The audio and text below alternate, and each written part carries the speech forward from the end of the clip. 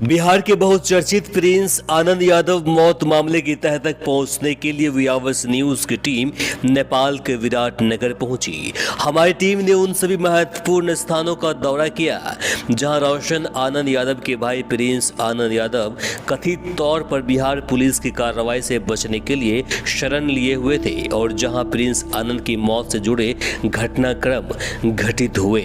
सबसे पहले हम विराट नगर स्थित neuro cardio and multi speciality hospital पहुंचे।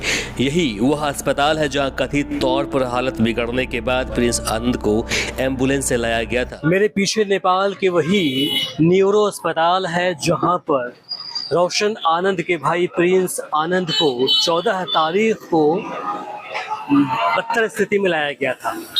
चूँकि जो प्रशासन है इनका मानना है कि उस वक्त प्रिंस आनंद की तबीयत बिल्कुल नाजुक थी और फिर यहाँ पर इलाज के लिए लाया गया था। अस्पताल प्रशासन से बातचीत के दौरान हमें जानकारी मिली कि 14 जून की रात लगभग 11 बजे प्रिंस आनंद को अस्पताल लाया गया था।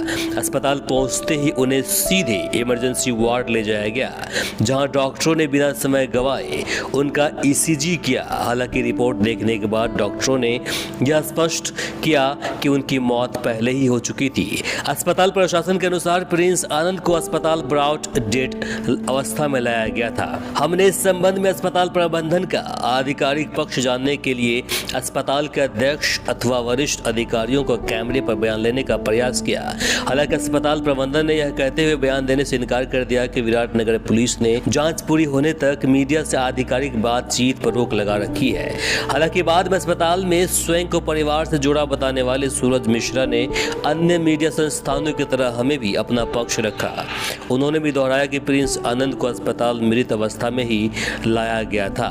जो मेडिकल ऑफिसर थे वो आपको ईसीजी सब करने के बाद ब्लैंक आया तो ये जो है उसी अंदर स्पॉट मृतक घोषित किया गया कि ये रास्ते में ही ये जो दम तोड़ चुके थे। अब ये कह रहे हैं कि जब डॉक्टरों ने ईसीजी वहाँ पर उसका किया तो ब्लैंक आ गया, मतलब उनका उसी वक्त वो समझ गए कि ये मर चुके हैं। अब ये कह रहे हैं कि मरे हुए अवस्था में लाया गया, यहाँ पर ब्रॉड डेड लाया गया। अब ब्रॉड ही बोल सकते हैं। इसके बाद हमारी पड़ताल यही नहीं रुकी। हमने अस्पताल के आसपास ऐसे स्थानीय लोगों की तलाशी शुरू की जिन्होंने प्रिंस आनंद को एम्बुलेंस से उतरते हुए देखा हो, जो बिना किसी दबाव के अपनी बातचीत रख सके। इसी दौरान अस्पताल के समीप एक मेडिकल स्टोर पर हमारी मुलाकात सोनू आलम से हुई। सोनू आलम ने बताया कि घटना वाली रात वह वहीं मौजूद थे। उनके अनुसार जब एम्बुलेंस से प्रिंस आनंद को उतारा गया तो वह भी आगे बढ़े।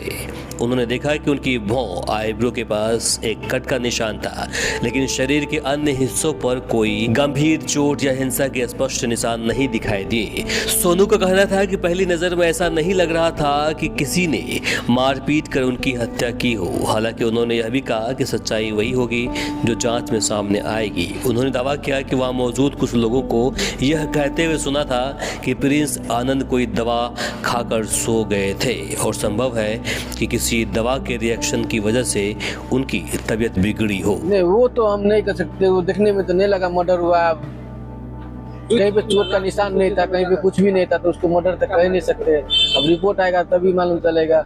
ऐसे न्यूज में देखते हैं तो दोस्त लोग उसका बोला था कि तबीयत खराब था, पहले से भी दवा खा रहा था बोल के, वो सब हो सकता है। दवा का रिएक्शन हो सकता है, कुछ भी हो सकता है। वो तो हम रिपोर्ट आएगा तभी मालूम चलेगा। इसके बाद हमारी टीम उस शुभ होटल पहुंची जहां प्रिंस आनंद यादव अपने साथियों के साथ ठहरे हुए थे। जानकारी के अनुसार वे होटल के कमरा नंबर 102 में रुके हुए थे। हमने होटल के रिसेप्शन पर मौजूद कर्मचारियों से बातचीत की और कमरे की लोकेशन तथा घटनास्थल की वीडियो रिपोर्टिंग की अनुमति मांगी। इस पर होटल प्रबंधन ने हमें होटल मालिक से संपर्क करने को कहा और उनका नंबर उपलब्ध कराया। होटल मालिक से बातचीत के बाद हमें बताया गया कि नेपाल पुलिस के निर्देश पर किसी भी मीडिया संस्थान को बिना पूर्व अनुमति होटल परिसर में रिपोर्टिंग करने की इजाजत नहीं दी जा रही है, इसलिए हमें वहां विस्तृत शूटिंग की अनुमति नहीं मिल सकती। मामले की आधिकारिक स्थिति और जांच की ताजा रिपोर्ट जानने के लिए हमारी टीम विराटनगर जिला पुलिस कार्यालय भी पहुंची। यहां हमारी बातचीत नेपाल पुलिस के डीएसपी एम मिश्रा से हुई। उन्होंने पूरे मामले पर विस्तार से चर्चा की और जांच की वर्तमान स्थिति से अवगत कराया। डीएसपी एम मिश्रा ने बताया कि प्रिंस आनंद की पोस्टमार्टम रिपोर्ट प्राप्त हो चुकी है, लेकिन रिपोर्ट में मौत का कारण पूरी तरह स्पष्ट नहीं हो पाया है।